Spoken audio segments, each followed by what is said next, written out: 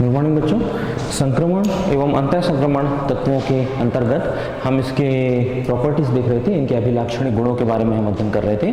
हमने पिछली कक्षाओं में इसके आयनन ऊर्जा संबंधी गुणों का अध्ययन किया था और अभी हम इसके अगले कुछ गुणों के बारे में देखते हैं, जिसमें से हम लेते हैं इसकी अभिक्रियाशीलता।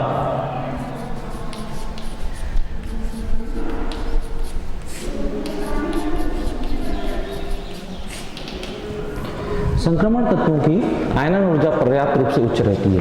जैसा कि पिछले गुणों के अध्ययन के समय हमने कहा था, आयनन ऊर्जा इनकी उच्च रहती है। आयनन ऊर्जा का तात्पर्य क्या होता है कि इसके अंतिम कक्षा के इलेक्ट्रॉन को निकालने के लिए जो आवश्यक ऊर्जा रहती है वो अधिक होती है। इस वजह से इनके आयनन विभव उच्च होने के कारण ये बहुत अधिक सक्रिय नहीं होते, अतः हम इन्हें कम सक्रिय धातुएं कह सकते हैं और ये इनकी सक्रियता कम होती है और इस वजह से ये बल्कि इस संक्रमण तत्वों में तो उत्कृष्ट धातुएं भी पाई जाती हैं। उत्कृष्ट धातुएं जैसे कि सिल्वर, गोल्ड, प्लेटिनम, ये धातुएं इस संक्रमण तत्वों के वर्ग में मौजूद होती हैं। कम अभिक्रियाशील होने के कारण इन धातुओं के गहने बनाने के काम में आते हैं, आभूषण बनाए जाते हैं, जिससे कि वो हवा, पानी, नमी से अभिक्रिया नहीं करते और उनकी चमक बरकरार रहती है। तो इस गुण के पश्चात अब हम अगला देखते हैं। ये हमने 5 गुणों को देख लिया था, ये 6वां था। 7वां हम देखते हैं मानक अपचयन विभव।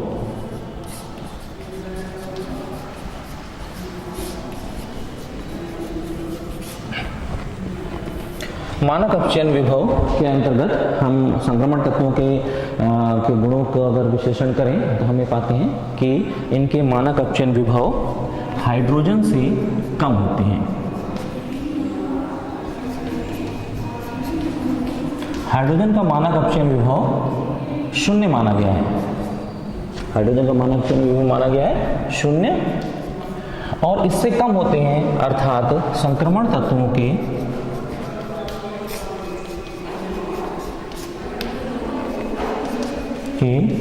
मानक अपचयन विभव ऋणात्मक होते हैं।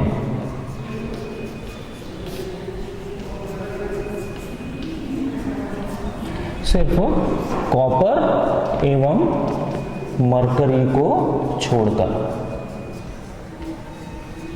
कॉपर और मरकरी के अपचयन विभव धनात्मक होते हैं, अर्थात मानक हाइड्रोजन के मानक अपचयन विभव जो कि 0 होता है उससे अधिक होते हैं, धनात्मक होते हैं। बाकी सभी संक्रमण तत्वों के मानक अपचयन विभव ऋणात्मक होते हैं। और मानक अपचयन विभव ऋणात्मक होने का तात्पर्य हुआ कि यह किसी अम्ल से अभिक्रिया अगर करे तो ये धातुएं हाइड्रोजन मुक्त करना चाहिए, अर्थात इनमें अपचायक गुण होना चाहिए।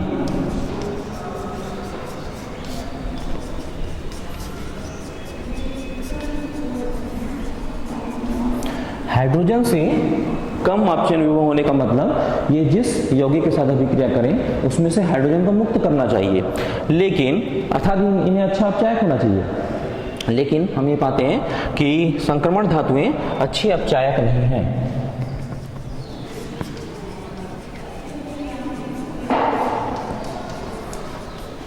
जैसे कि ये अच्छी अपचायक नहीं है, ये हाइड्रोजन मुक्त नहीं करती, जैसे कि एस ब्लॉक एलिमेंट में होता है। एस वर्ग के तत्व अच्छे अपचायक होते हैं और ये हाइड्रोजन मुक्त करते हैं, परंतु संक्रमण तत्व के अपचयन विभव ऋणात्मक होने के बावजूद ये अच्छे अपचायक नहीं होते हैं और ये दुर्बल अपचायक की तरह व्यवहार करते हैं। इसका कारण फिर वही उच्च आयनन ऊर्जा होता है। अगर हम इसके कारणों पर जोर दें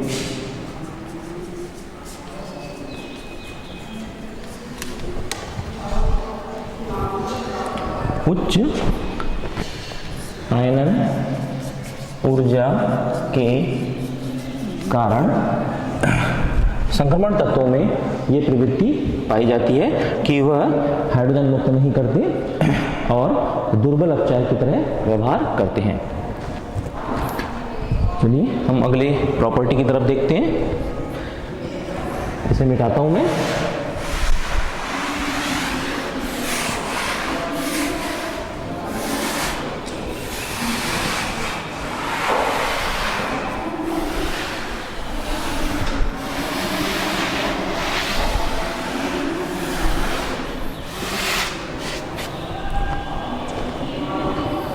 अब हम आ जाते हैं ऑक्सीकरण अवस्था में।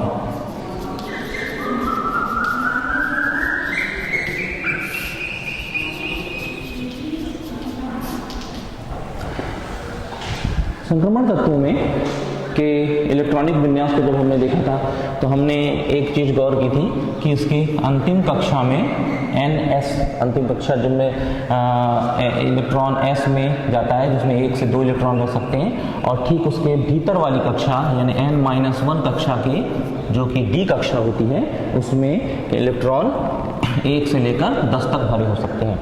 अर्थात इसमें D कक्षा अर्धपूरित होती है या आंशिक रूप से भरी हुई होती है, हमें कहना चाहिए इसे आंशिक रूप से भरी हुई होती है। S कक्षक और D कक्षक के बीच में ऊर्जा का अंतर कम होता है, इस वजह से D कक्षक और S कक्षक दोनों ही संयोजी इलेक्ट्रॉन की तरह व्यवहार करते हैं और दोनों ही रासायनिक अभिक्रिया में भाग ले सकते हैं। दोनों S कक्षक और उसके भीतर वाली D कक्षक के बीच ऊर्जा का अंतराल कम होने की वजह से संक्रमण तत्वों में परिवर्ती ऑक्सीकरण अवस्था पाई जाती है।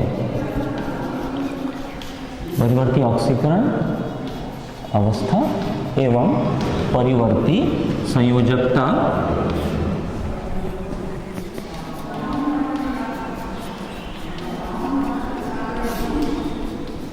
पाई जाती है।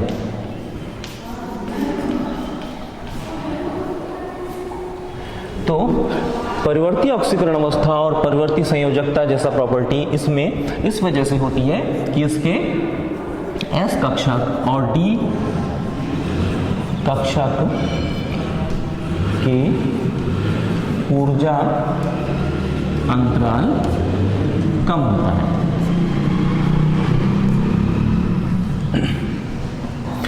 इसलिए यदि S का 1 इलेक्ट्रॉन या 2 इलेक्ट्रॉन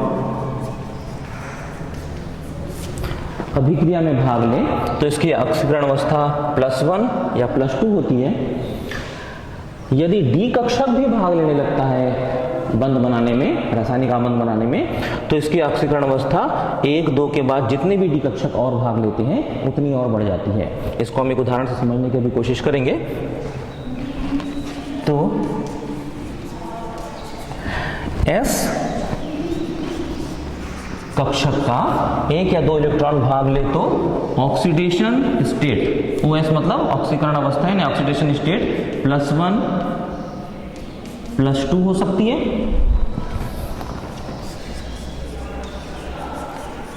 D कक्षक के इलेक्ट्रॉन भी रासायनिक बंध में भाग ले तो ऑक्सीकरण अवस्था, ऑक्सीडेशन स्टेट +1 +2 के अतिरिक्त +3 +4 से लेकर आगे तक भी हो सकती है। यह निर्भर करता है कि D कक्षक और S कक्षक में कितने अयुग्मित इलेक्ट्रॉन मौजूद हैं। आइए हम उदाहरण के माध्यम से इसको समझने की कोशिश करते हैं।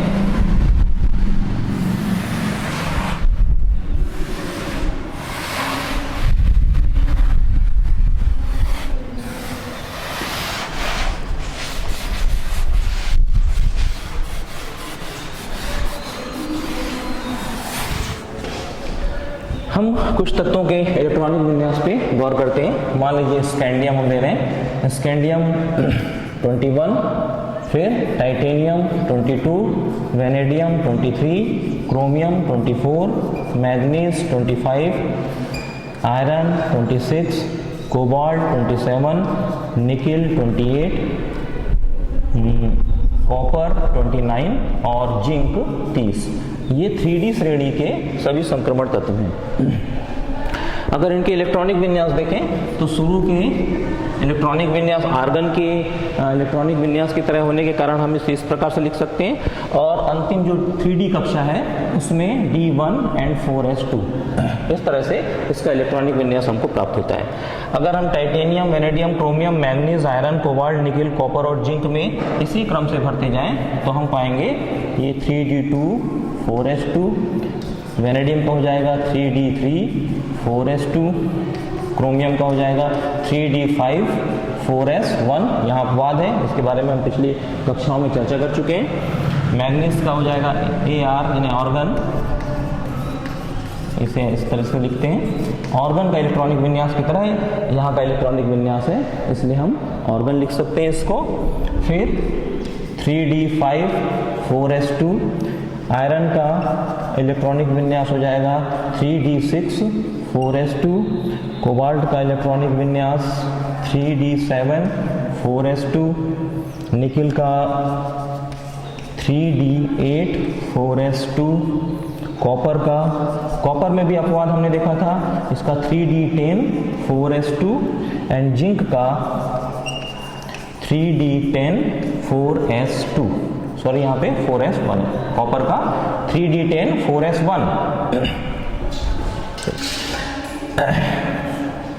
क्रोमियम तथा कॉपर, क्रोमियम एवं कॉपर में के इलेक्ट्रॉनिक विन्यास में हम अपवाद देखें और उसका जिक्र मैं यहाँ फिर कर रहा हूँ। अर्धपूरित अवस्था एवं पूर्ण पूरित अवस्था किसी भी कक्षकों की ज़्यादा स्थायी होती है, इस वजह से इसमें हमें 3d में और ये 3d5 यहाँ होना चाहिए था 4, परंतु अर्धपूरित होने के कारण ये पूरी तरीके से भरे हुए हैं और यहाँ पर भी 9 की बजाय 10 वाली स्थिति ज़्यादा स्थायी होती है, इसलिए यहाँ पे 10 इलेक्ट्रॉन आ जाते हैं।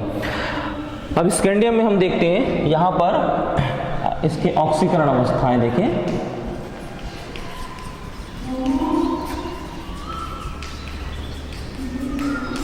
तो स्कैंडियम में हमें अगर ये पूरा S कक्षक सिर्फ भाग लेता है तो इसकी ऑक्सीकरण अवस्था +2 होती है, लेकिन इसके साथ में ये D का एक अयुग्मित इलेक्ट्रॉन भी अगर रासायनिक आबंध बनाने में भाग लेता है तो उसकी ऑक्सीकरण अवस्था +3 भी होती है, +2 तो होती है। इन दोनों के अलावा ये भी भाग ले तो 2 और 1 3 ऑक्सीकरण अवस्था मिलती है। इसके अलावा टाइटेनियम में हम देखें तो अगर 2 S कक्षक भाग ले रहे हैं तो इसकी ऑक्सीकरण अवस्था होती है +2। अगर D कक्षा भी भाग ले तो D कक्षा में हम यहाँ देख रहे हैं 2 अयुग्मित इलेक्ट्रॉन है, अगर इसका एक अयुग्मित इलेक्ट्रॉन इस 2 के साथ, ये अंतिम संयोजी कक्षा के इलेक्ट्रॉन है, इसके साथ में अगर एक इलेक्ट्रॉन यहाँ का भाग ले तो 2 और 1 3 हो गए, और अगर D के दोनों ही इलेक्ट्रॉन भाग लें तो इसकी अधिकतम ऑक्सीकरण अवस्था +4 हो सकती है। अगर हम वेनेडियम में जाते हैं तो वेनेडियम में +2 ऑक्सीकरण अवस्था जिसमें S के कक्षक भाग ले रहे हैं, और इसके बाद D के अगर एक भाग लेता है तो 2 और 1 3, इसी प्रकार से +4 और कुल मिला के 2, और इस D के भी तीनों अयुग्मित इलेक्ट्रॉन यदि रासायनिक अभिक्रिया में भाग लें तो इस प्रकार से 5 तक इसकी ऑक्सीकरण अवस्था हो सकती है। हम क्रोमियम में अगर जाते हैं तो क्रोमियम में +1 एक इलेक्ट्रॉन इसमें अयुग्मित है तो एक इसकी ऑक्सीकरण अवस्था हो सकती है। इसके अलावा D कक्षक में, ये D कक्षक को मैं यहाँ अलग से इसमें बना के दिखाता हूँ आपको, 1 2 3 4 5 D कक्षक में इस प्रकार से इलेक्ट्रॉन भरे जाते हैं। 3d1 में यहाँ पे सिर्फ एक इलेक्ट्रॉन रहता, 3d2 में 1 और 2 हो जाते, 3d3 में 1 2 3, 3d4 में 1 2 3 4, और अभी हम मैंगनीज की बात कर रहे हैं सॉरी क्रोमियम की बात कर रहे हैं, इसमें 3d5 है तो 1 2 3 4 और 5। इधर S के 2 इलेक्ट्रॉन भरे हुए हैं, फिलहाल क्रोमियम में तो यहाँ एक ही इलेक्ट्रॉन है, अगर सिर्फ ये इलेक्ट्रॉन भाग ले तो +1 हो जाएंगे, ये S का और D का एक भाग ले तो इसकी ऑक्सीकरण अवस्था है +2। इसी प्रकार से ये एक और S का एक और D के 3 भाग लें तो ये D के 2 भाग लें तो ये +3, फिर +4 और +5 और यहाँ पे +6 की तरह इसकी ऑक्सीकरण अवस्थाएं हो सकती हैं। अगर हम मैग्नीज में इस चीज़ पे गौर करें तो मैग्नीज में S कक्षक में 2 इलेक्ट्रॉन है तो इसके दोनों भाग लेने पर +2 ऑक्सीकरण अवस्था होगी, और इस प्रकार इसी तरीके से अगर हम आगे बढ़ें तो क्योंकि मैं अभी मैग्नीज के लिए बात कर रहा हूँ तो S दोनों भरे हुए हैं, यदि ये दोनों रासायनिक अभिक्रिया में बंध बनाने में भाग लेते हैं तो इसकी ऑक्सीकरण अवस्थाएं +2 होगी। इसके अलावा 2 और 1 3 यदि D कक्षा का एक भाग ले, यदि D कक्षा के दोनों भाग लें तो 2 और 2 4, इस प्रकार से 5 6 और 7 तक ऑक्सीकरण अवस्थाएं हो सकती हैं।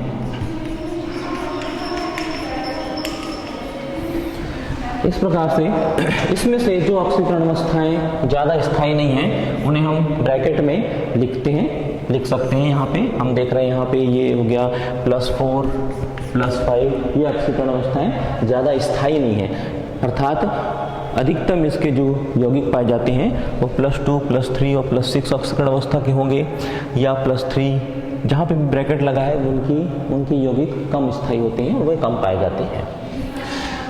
अगर हम आयरन की बात करें तो आयरन में अभी 3d6 हो गया, यहाँ से थोड़ा सा हमको देखने की जरूरत पड़ेगी। अभी तक का विश्लेषण करने पर हम पा रहे हैं कि इनकी अधिकतम ऑक्सीकरण अवस्था +3 है, जो कि S और D कक्षक के इलेक्ट्रॉन के योग के बराबर है। 2 और 1 3, 2 और 2 4, 2 और 3 5, 1 और 5 6, 2 और 5 7। तो इस प्रकार से हम पाते हैं कि मैग्नीज में अधिकतम ऑक्सीकरण अवस्था +7 होती है और सभी संक्रमण तत्वों में अधिकतम ऑक्सीकरण अवस्था +7 पाई जाती है, क्योंकि डी कक्षक में अधिकतम 5 अयुग्मित इलेक्ट्रॉन हो सकते हैं। अब देखिए आयरन में अगर हम इलेक्ट्रॉन, अगला 6वां इलेक्ट्रॉन अगर आता है 3d6, तो डी कक्षक में जैसे ही एक इलेक्ट्रॉन आएगा यहाँ पे पेयरिंग होना चालू हो जाएगा, युग्मन चालू हो जाएगा और अयुग्मित इलेक्ट्रॉनों की संख्या कम होने लगेगी। अब देखिए यहाँ पे आयरन के लिए मैं अब ले रहा हूँ इसे, तो आयरन के लिए देखिए 4s2 ये पूरा भरा हुआ है एंड 3d6, तो 1 2 3 4 5 और यहाँ से पेयरिंग चालू हो गई। तो अब हम क्या पाते हैं, यहाँ पे अब अयुग्मित इलेक्ट्रॉनों की संख्या घटने लगेगी, 1 2 3 4 और ये अगर s भाग लेगा तो 5 और 6, लेकिन अभी इसमें अयुग्मित इलेक्ट्रॉन कितने हैं, 4। तो आयरन में हम अगर ऑक्सीकरण अवस्थाएं पाते हैं तो इसमें +2 यदि दोनों भाग लेते हैं ये तो, और इसके अलावा +3 +4 और +6, परंतु 4 और 6 ऑक्सीकरण अवस्थाएं कम मिलती हैं। और आयरन के कंपाउंड हम जानते हैं फेरस और फेरिक, जिसमें क्रमशः ऑक्सीकरण अवस्थाएं 2 और 3 होती हैं। तो ये आयरन का हो गया। इस प्रकार हम एक ऑब्जर्वेशन से ये देखते हैं कि इसमें अधिकतम 2 और 3 ऑक्सीकरण अवस्थाएं ज़्यादा कॉमन है, 4 5 ऑक्सीकरण अवस्थाएं कम कॉमन होती हैं। ऑक्सीकरण अवस्थाएं परिवर्ती इसलिए पाई जाती हैं, जैसा कि हमने पहले जिक्र किया कि इसमें डी कक्षक और एस कक्षक दोनों की ऊर्जाओं में कम अंतर होता है, और कम अंतर होने की वजह से ये दोनों ही कक्षक संयोजी कक्षक की तरह व्यवहार करते हैं, अर्थात एस और डी कक्षकों के इलेक्ट्रॉन भी संयोजी इलेक्ट्रॉन की तरह व्यवहार करते हैं और रासायनिक आबंध में भाग लेते हैं। इसके पश्चात अब हम अगले प्रॉपर्टी की तरफ जाते हैं।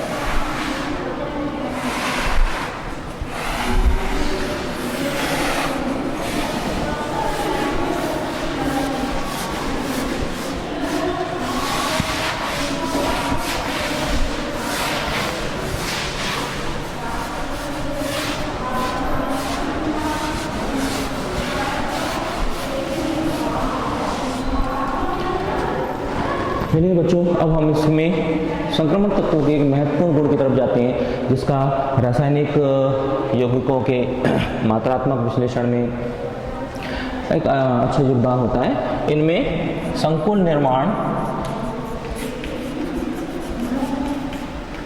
का गुण पाया जाता है। संकुल निर्माण के गुण पे आधारित इसकी कई उपयोगिताएं हैं, जैसे ये कई संकुल यौगिक किसी रासायनिक यौगिक में से धातुओं के निष्कर्षण में ये काम आते हैं। धातु के निष्कर्षण के अलावा टाइट्रेशन यानी अनुमापन में भी कुछ यौगिक हैं जो इस तरह के सूचक की तरह व्यवहार करते हैं। तो संक्रमण तत्वों में एक महत्वपूर्ण प्रॉपर्टी होती है संकुल निर्माण की। संकुल निर्माण का मतलब कॉम्प्लेक्स कंपाउंड, यानी ये अपनी जो जितनी इसकी संयोजकता है सिर्फ उतनी ही संयोजकता संयोजी इलेक्ट्रॉनों से जुड़कर ही यौगिक नहीं बनाते, इसके अलावा भी ये यौगिक बनाते हैं। इसका कारण क्या है, हम उसको देखते हैं। संकुल निर्माण में का कारण ये है कि संक्रमण तत्वों के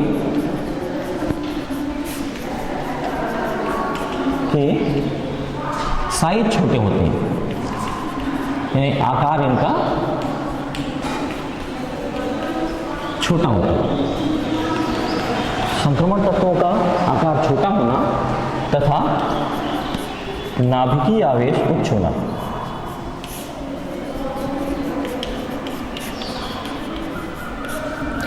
संक्रमण तत्वों में इनके छोटी साइज और उच्च नाभिकीय आवेश तथा इस सेंटेंस को थोड़ा पूरा कर रहा हूं। संक्रमण तत्वों के साइज यानी आकार छोटे होते हैं, ठीक। और दूसरा कारण ये है इनके नाभिकीय आवेश उच्च होते हैं। तो ये दो प्रॉपर्टी, नाभिकीय आवेश उच्च होते हैं, ये हो गया पहला, ठीक है। इन दोनों को एक साथ ले लें, चाहे दो अलग ले सकते हैं। तो पहला ये हो गया ऐसा कारण कि संक्रमण तत्वों के साइज छोटे होते हैं, इनके आकार छोटे होते हैं और उसमें नाभिकीय आवेश ज्यादा होता है। और दूसरा, संक्रमण तत्वों में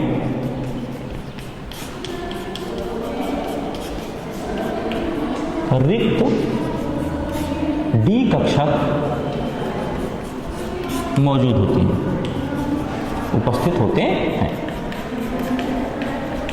ये दो प्रॉपर्टी संक्रमण तत्वों को अलाउ करती है कि ये संकुल निर्माण कर सकें, अर्थात उपसहसंयोजी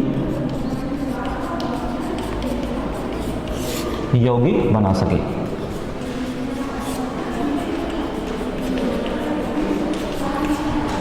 उपसहसंयोजी यौगिक का तात्पर्य होता है कि जिसमें बंध बनाने वाले जो परमाणु, जो तत्व आपस में जुड़ते हैं, परमाणु जुड़ते हैं, उसमें से जो इलेक्ट्रॉन का जोड़ा है वो एक ही परमाणु के द्वारा डोनेट किया जाता है, जिन्हें हम लाइगेंड्स कहते हैं।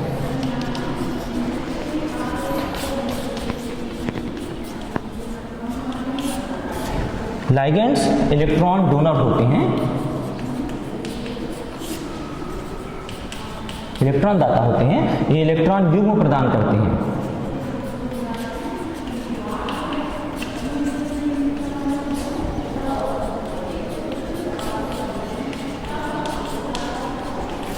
अर्थात बंध बनाने में एक एक इलेक्ट्रॉन की साझेदारी नहीं हो रही है। यहाँ पे जो संक्रमण तत्व है, जो धातु है, वह एक इलेक्ट्रॉन दे और लाइगेंड्स यानी जो जुड़ने वाला परमाणु एक इलेक्ट्रॉन दे और साझेदारी करे, ऐसा नहीं हो रहा है यहाँ पे, जैसा कि सहसंयोजक बंध में होता है।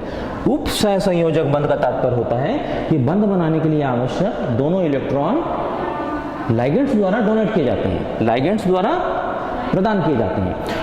और प्रदान किए इलेक्ट्रॉनों को ग्रहण करने के लिए जगह भी होनी चाहिए। तो हम जानते हैं संक्रमण तत्वों में रिक्त डी कक्षक मौजूद होते हैं। तो रिक्त डी कक्षकों में लाइगेंड्स द्वारा प्रदान इलेक्ट्रॉन ग्रहण कर लिए जाते हैं और इस प्रकार उसमें कई लाइगेंड्स उस मेटल, सेंट्रल मेटल आयन, जिसको केंद्रीय धातु आयन कहते हैं, उससे जुड़ सकते हैं और इस प्रकार से संक्रमण तत्व संकुल यौगिकों के निर्माण करते हैं। तो संक्रमण तत्वों के इसके एक उदाहरण अपन देख लेते हैं, जैसे कि आयरन, हेक्साएमीन, कोबाल्ट।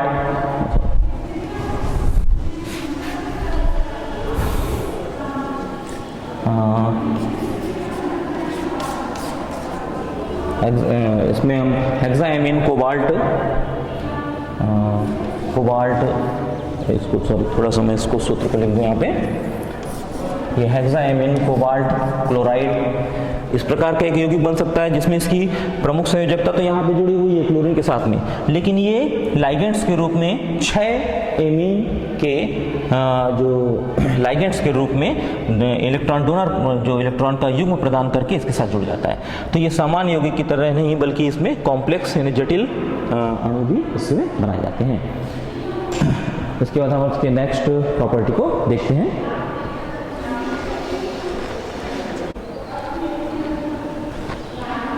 तो संकुल निर्माण की प्रॉपर्टी में हमने इसके कारणों को देखा और ये एक महत्वपूर्ण गुण है जो रासायनिक इनऑर्गेनिक केमिस्ट्री में, अकार्बनिक रसायन में अत्यंत महत्वपूर्ण है। चलिए हम इसके अगले गुणों की चर्चा करते हैं। मैं इसे मिटा दूँ। मेरे ख्याल से हमने संकुल निर्माण का जो गुण था वो 9वें नंबर का था, आप इसे नोट करते चलिएगा और इस नंबर को हम उस तरीके से इसको मैनेज कर सकते हैं। यदि कहीं अगर इसे मिटाना पड़ता है, इसलिए शायद क्रम में कहीं गड़बड़ी हो तो आप देख लीजिएगा। चलिए इसे मिटाते हैं।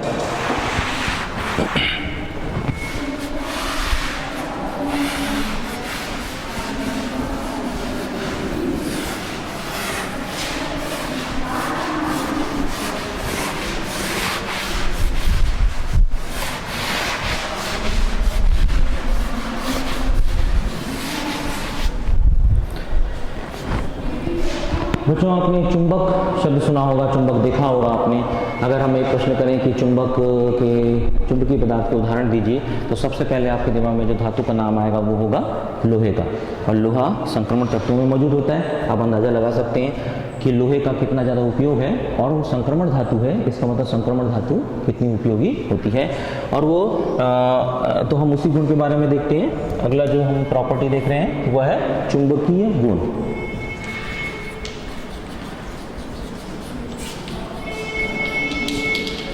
संक्रमण तत्वों में चुंबकीय प्रॉपर्टी पाई जाती है। संक्रमण हम सबसे पहले देख लेते हैं चुंबकीय गुण का कारण क्या होता है। किसी भी तत्व के परमाणु में यदि अयुग्मित इलेक्ट्रॉन है,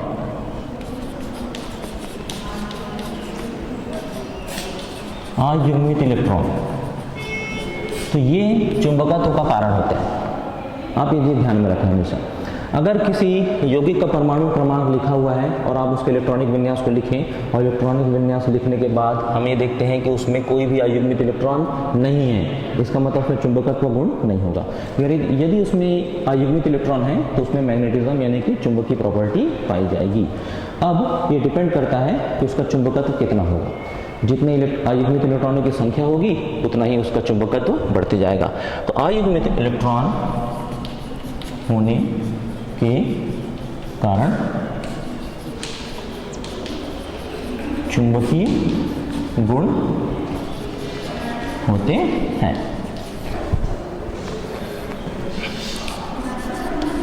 चुंबकत्व की मात्रा अयुग्मित इलेक्ट्रॉनों की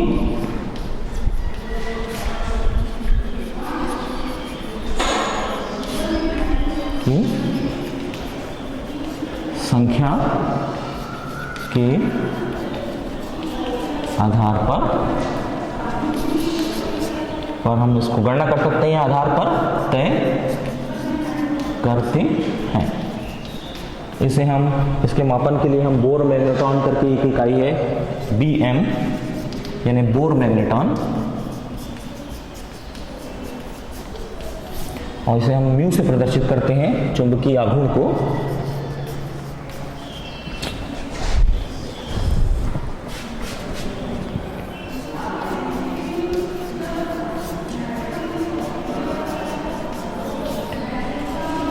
और इसका मान होता है वर्गमूल n/2 bore magnetron. Bore magnetron इकाई है चुंबकीय आघूर्ण को मापने की, जहां पे n अयुग्मित इलेक्ट्रॉनों की संख्या है।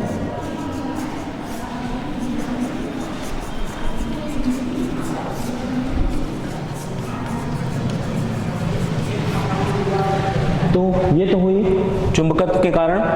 अयुग्मित इलेक्ट्रॉन अगर होंगे तो उसमें चुंबकत्व होगा, और अयुग्मित इलेक्ट्रॉनों की संख्या के आधार पर चुंबकत्व का मान कितना होगा ये तय होता है। इसे हम म्यू से प्रदर्शित करते हैं। म्यू इक्वल टू होता है वर्गमूल n × n+2, जहाँ n अयुग्मित इलेक्ट्रॉनों की संख्या है। अब अपन कुछ एग्जाम्पल से समझने की कोशिश करते हैं कि किस प्रकार से अयुग्मित इलेक्ट्रॉन अगर 1 होंगे या 2 होंगे या 3 होंगे तो किस प्रकार से चुंबकत्व इसमें वेरी करता है। इसे मिटाते हैं। अच्छा, एक चीज और सुन लीजिए, जैसे कि अयुग्मित इलेक्ट्रॉन के कारण चुंबकत्व होता है, तो अयुग्मित इलेक्ट्रॉन के कारण क्यों? हम जानते हैं किसी भी कक्षा में 2 इलेक्ट्रॉन रह सकते हैं। जैसे मान लीजिए हमने ये इस तरीके से p कक्षा लिया हुआ है, तो प्रत्येक में 1 इलेक्ट्रॉन आता है। 1 इलेक्ट्रॉन इसमें आएगा, दूसरा इसमें, तीसरा इसमें, तो इन्हें हम अयुग्मित इलेक्ट्रॉन कहेंगे। युग्म मैंने जोड़ा नहीं बना हुआ है, लेकिन जैसे ही चौथा इलेक्ट्रॉन आएगा इसमें युग्म बनने लगेंगे। इलेक्ट्रॉन ऋण आवेशित कण होते हैं, तो इसमें एक तो ऋण आवेश होता है जिसे हम +½ और -½ के द्वारा भी व्यक्त करते हैं। ये तो चक्रण है, आवेश होता है इसमें। इसके अलावा इसका चक्रण होता है, हम जानते हैं जिसे हम +½ और -½ के द्वारा व्यक्त करते हैं, स्पिन क्वांटम संख्या जिसे हम कहते हैं। जब इसमें युग्मन हो जाता है तो इसका जो चक्रण +½ और -½ है ये दोनों निरस्त हो जाता है, लेकिन अयुग्मित इलेक्ट्रॉनों में ये चक्रण बने रहता है। और कोई भी आवेशित कण यदि गति करता है, इलेक्ट्रॉन कैसा कण है? आवेशित कण है, और इसमें 2 प्रकार की गति होती है। किसी भी परमाणु के नाभिक के चारों इलेक्ट्रॉन घूमता है, अब इलेक्ट्रॉन यहाँ घूम रहा है तो इसमें दो प्रकार की गति हो रही है, एक तो घूर्णन गति हो रही है। इलेक्ट्रॉन में कौन सी गति पाई जाती है? घूर्णन गति, वह अपने अक्ष पे घूमते ही रहता है। इसके अलावा वो पूरी इस ऑर्बिट का यानी कक्षक का चक्कर भी लगाता है, मतलब इसमें एक चक्रीय गति भी पाई जाती है। घूर्णन गति और इस चक्रीय गति के कारण इसमें चुंबकीय बल उत्पन्न हो जाता है। तो एक इलेक्ट्रॉन अगर अयुग्मित है तो उसके द्वारा उत्पन्न चुंबकीय बल, दो इलेक्ट्रॉन रहेंगे तो वो थोड़ा दो इलेक्ट्रॉनों के परिमाण के बराबर होगा। और इस प्रकार जैसे जैसे अयुग्मित इलेक्ट्रॉन की संख्या बढ़ेगी वैसे ही इनके चुंबकीय परिमाण का मान बढ़ते जाएगा, जो कि हम इस सूत्र के द्वारा कैलकुलेट भी कर सकते हैं। आइए अब हम कुछ यौगिकों के उदाहरण के द्वारा इनके मान को समझने की कोशिश करते हैं।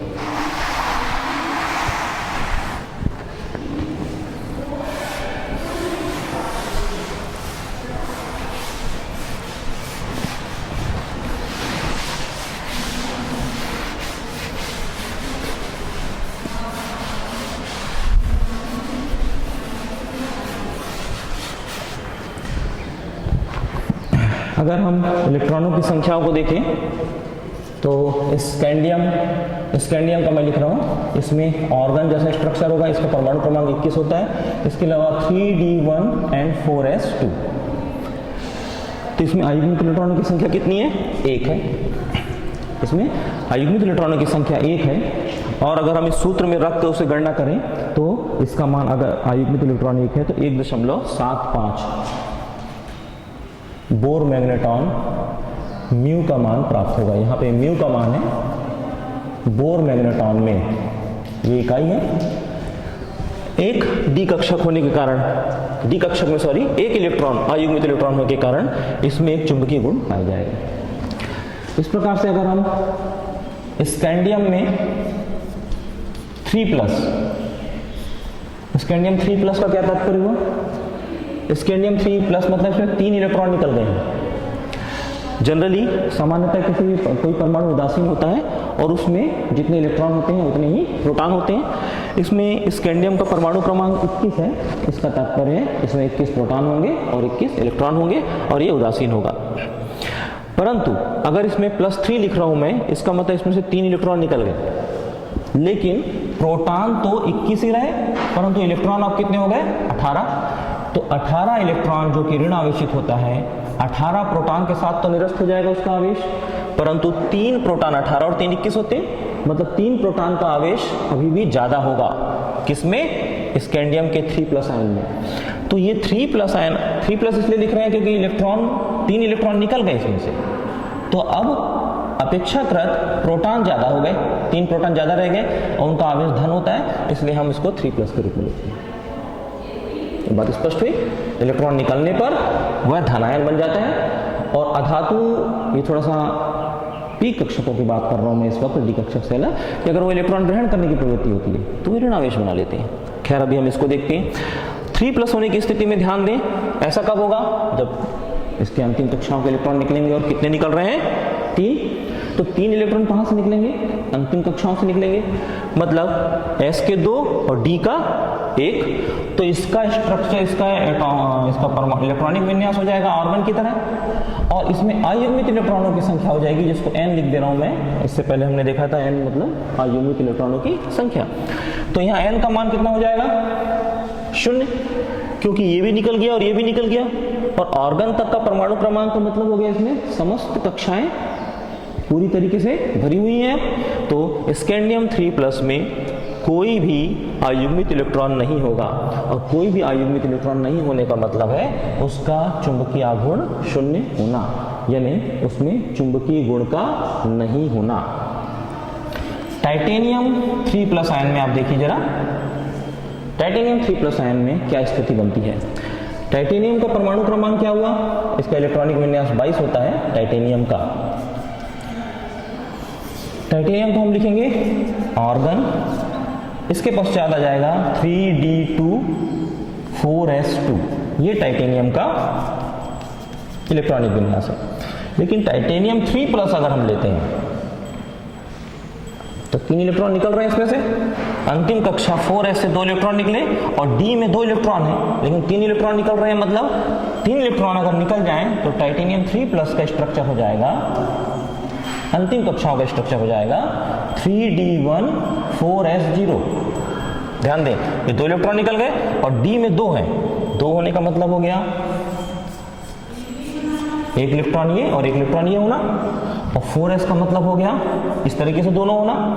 लेकिन जब मैं कह रहा हूं इसमें 3 इलेक्ट्रॉन निकल गए, इसका तात्पर्य हुआ कि ये 2 इलेक्ट्रॉन निकल गए और 1 इलेक्ट्रॉन और निकल गया।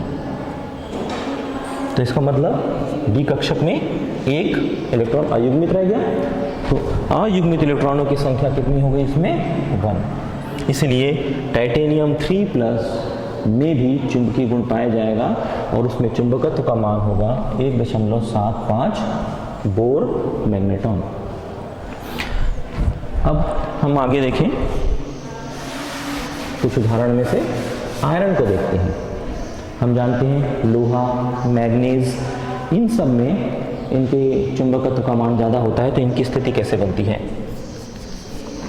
आयरन 2+, ये फेरस आयन है। फेरस आयन क्या स्ट्रक्चर अपन देखते हैं क्या हो सकता है। तो सबसे पहले तो आयरन का हमको मालूम होना चाहिए। आयरन का इलेक्ट्रॉनिक विन्यास 26 हुआ, और अगर हम इसका इलेक्ट्रॉनिक विन्यास लिखें तो आर्गन तक का स्ट्रक्चर तो एक जैसा रहेगा इसका। इसके बाद आ जाएंगे 3d और ये 4s, तो 4s में ये 2 और 3d में 6, 18 6 24 2 26। यस, ऑर्गन का 18 होता है परमाणु क्रमांक, तो 18 इलेक्ट्रॉन यहाँ हो गए, 18 और 6 24 और 25 और 26। तो आयरन 2+, आयरन प्लस का मतलब 2 इलेक्ट्रॉन बाहर आ रहे हैं, तो आयरन प्लस का इलेक्ट्रॉनिक विन्यास हो जाएगा, आर्गन तक का इलेक्ट्रॉनिक कॉन्फ़िगरेशन समान रहेगा। ये s कक्षक के दोनों इलेक्ट्रॉन बाहर निकल रहे हैं, तो 3d 6 बचा और 4s 0। अब 3d 6 को मैं यहां लिख रहा हूं और हम गिन के देखते हैं कि कितने इलेक्ट्रॉन अयुग्मित रहते हैं। d में 5 ऊर्जा के कक्षक होते हैं, जिसमें से d में हो गया 6 इलेक्ट्रॉन। भर के देखते हैं, 1 2 3 4 5 और ये 6। यहाँ पेयरिंग होनी चालू हो जाएगी। तो इस प्रकार से 1 2 3 और 4, तो अयुग्मित इलेक्ट्रॉनों की संख्या हो जाती है 4। अब इस सूत्र में हम मान रखें तो ये हो जाएगा 4 × 4 × 2 = 4 और 4 और 2 6, यानी 4 छक्के कितना हो गया 24 बोर मैग्नेटॉन। वर्गमूल 24 बोर मैग्नेटॉन, और 24 का वर्गमूल निकालने पर यह संख्या आएगी 5 से लेकर 5 पॉइंट समथिंग आएगी, यानी 5 से लेकर 5.55 तक के बीच में ये संख्या आती है। तो अब ध्यान दें कि आयरन का चुंबकीय आघूर्ण 5 के लगभग, यानी 5 से भी अधिक है, 5 के तकरीबन है, और बाकी अन्य जो आयन हैं संक्रमण तत्वों के 3d श्रेणी की अभी मैं बात कर रहा हूँ, तो अपेक्षाकृत ये कम है। इसी प्रकार से मैग्नीज में भी, मैग्नीज में तो 5 d5 होता है उसका स्ट्रक्चर, तो उसमें तो 5 इलेक्ट्रॉन अयुग्मित होंगे, 1 2 3 4, और मैग्नीज में तो 5वां भी है अयुग्मित होगा, और इसलिए मैग्नीज का तो इलेक्ट्रॉन चुंबकीय आघूर्ण करीब 5.96 के करीब होता है।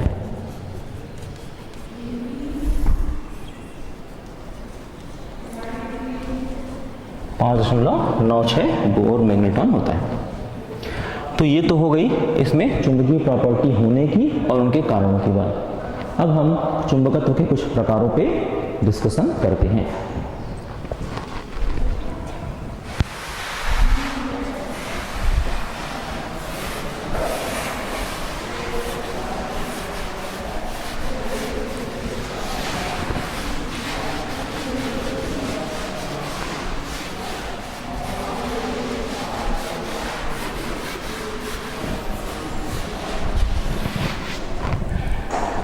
चुंबकत्व के प्रकारों में हम बात करें तो एक अनुचुंबकत्व होता है।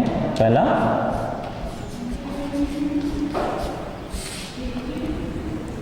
पैरामैग्नेटिज्म, अनुचुंबकत्व। अनुचुंबकत्व का कारण अयुग्मित इलेक्ट्रॉनों की उपस्थिति होती है।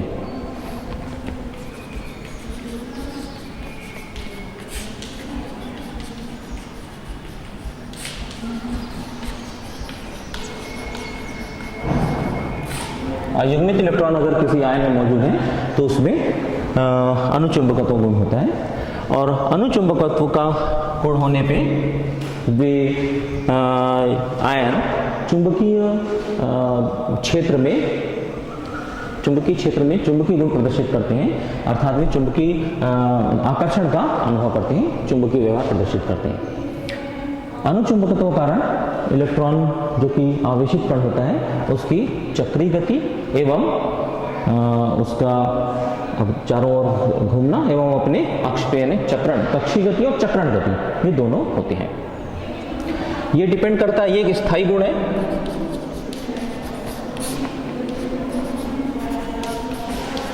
और ये निर्भर करता है अयुग्मित इलेक्ट्रॉनों की संख्या पर। जितने अयुग्मित इलेक्ट्रॉन होंगे उतना ही ये अनुचुंबकत्व की प्रॉपर्टी ज्यादा होगी। चुंबकीय क्षेत्र में अनुचुंबकीय पदार्थ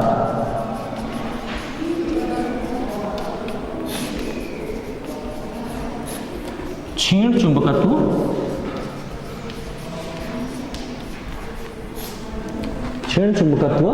अनुभव करते हैं, क्षीण चुंबकीय आकर्षण अनुभव करते हैं।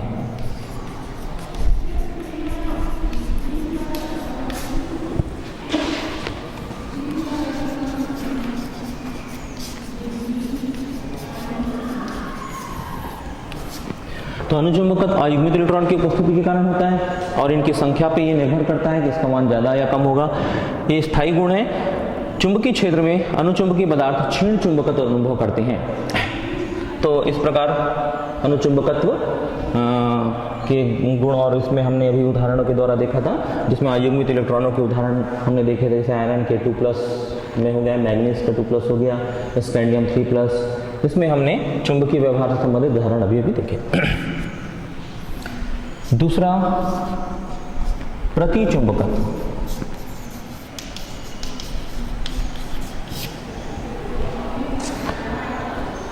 अब हम देखते हैं प्रतिचुंबकत्व। ऐसे पदार्थ जिसमें कोई अयुग्मित इलेक्ट्रॉन नहीं होता,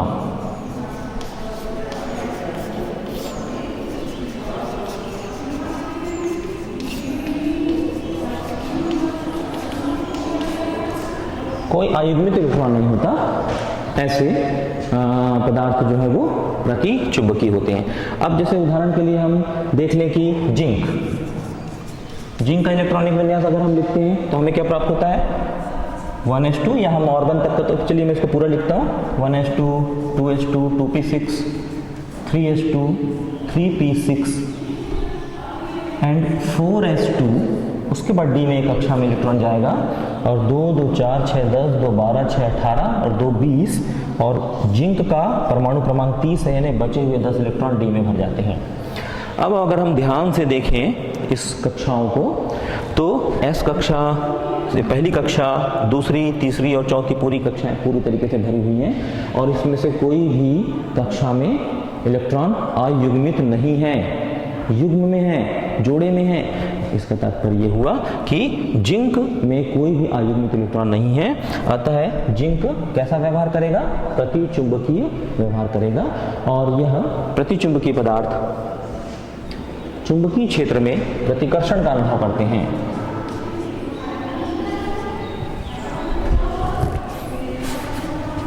मैं इसके इस प्रॉपर्टी को यहीं लिख देता हूं, चलिए।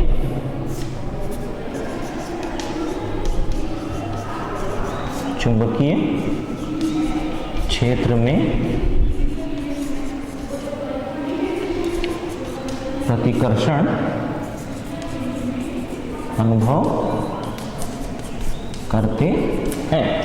तो इस प्रकार प्रतिचुंबकत्व ये चुंबकीय क्षेत्र में प्रतिकर्षण का अनुभव करते हैं। चलिए, आज हम लोगों ने चुंबकीय प्रॉपर्टी के बारे में और संपूर्ण निर्माण तथा ऑक्सीकरण अवस्था के संबंध में कुछ चर्चाएं की। इसमें से हम अभी चुंबकत्व प्रॉपर्टी की बातें कर रहे थे, इसमें कुछ भाग बचे हुए हैं जिसको कि हम अगली कक्षाओं में लेंगे। धन्यवाद।